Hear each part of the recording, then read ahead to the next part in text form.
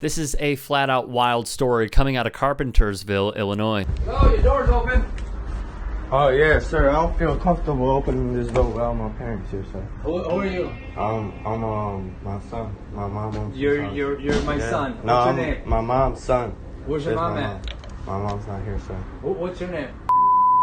How old I are don't you? even feel comfortable. How old are you? don't I feel need to comfortable. find your girlfriend. Two police officers barge into the home. The security cameras show. This next video displays officers illegally entering the home without a warrant. They would then proceed to falsify the events that occurred, claiming the door was open. The reason we know this, the plainclothes officer said so himself on video. After illegally entering, the officers choked the boy, pin him down on the couch, and place him in handcuffs. As you can see from the text of this video via the outlet Now This News, he was never charged with a crime. It did indeed lead to a lawsuit, as it should, but the particulars of this case, the infractions officers put forth, and the cover these rogue officers were given is disgraceful.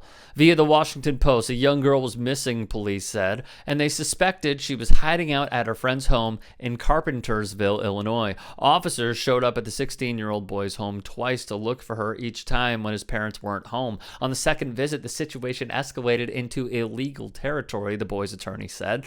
After entering without a warrant, the officer held the teen down by his neck and continued to do so until the boy told the officers they were being recorded, according to the lawsuit filed by the boy and his family. That's when they started looking around for cameras. Then they arrested him. His brother watched the entire incident in horror, according to court docs. "I did get scared because I never expected something like this to happen to me," he told ABC7 in Chicago. As the officer's partner searches upstairs, there's more grabbing and pushing. Twice the officer grabs the boy's neck and then he throws him on the couch again. The missing girl is not at the home, but the officers handcuff and arrest the boy, whose mother is at work. "It was an illegal search of this home," said Keenan Salter, attorney for the family. "It was an illegal seizure of that minor, and ultimately, it was a false arrest." Video shows the officer had opened the unlocked door himself. The family is now suing, alleging police had no warrant and no probable cause. While the police were searching the house, the detained teen's brother called their mother at work crying. Violet Hernandez spoke to the officers and asked them why they were in her home.